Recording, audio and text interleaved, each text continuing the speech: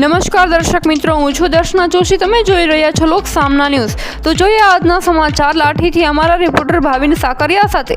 લાઠી તાલુકાના પીપળવાથી દેરડી સુધીના માર્ગ પર લાંબા સમયથી માંગણી રહેલા માઇનર બ્રિજને અંતે મંજૂરી મળતા સમગ્ર વિસ્તારમાં આનંદની લાગણી ફેલાઈ છે.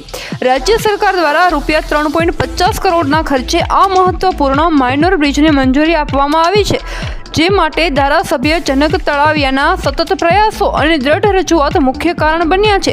પીપળવા દેરડી માર્ગ લાઠી તાલુકાના અનેક ગામોને જોડતા મહત્વપૂર્ણ માર્ગ છે. વરસાદી ઋતુ દરમિયાન નાળા અને પાણીના પ્રવાહને કારણે વાહન વ્યવહારો ખોરવાતો હતો, જેના લીધે ખેડૂતો, વિદ્યાર્થીઓ, વેપારીઓ તેમજ દર્દીઓને ભારે હાલાકી ભોગવવી પડતી હતી. ખાસ કરીને ખેતી પાકોના વાહન, શાળાઓએ જતા બાળકો અને ઇમરજન્સી સેવાઓ માટે આ માર્ગ અત્યંત મહત્વનો છે. ધારાસભ્ય જનક તળાવિયાએ આ સમસ્યાને ગંભીરતાથી લઈ સરકારને સમક્ષ વારંવાર રજૂઆત કરી હતી.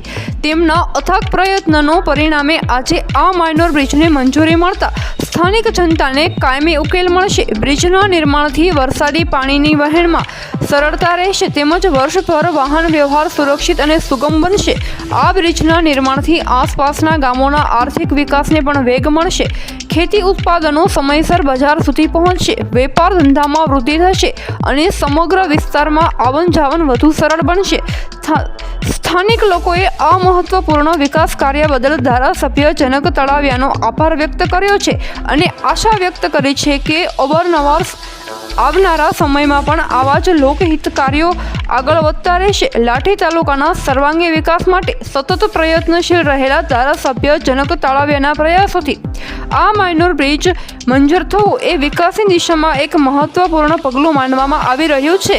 તો ફરી મળીશું એક નવા સમાચાર સાથે. ત્યાં સુધી જોતા રહો લોક સામના ન્યૂઝ.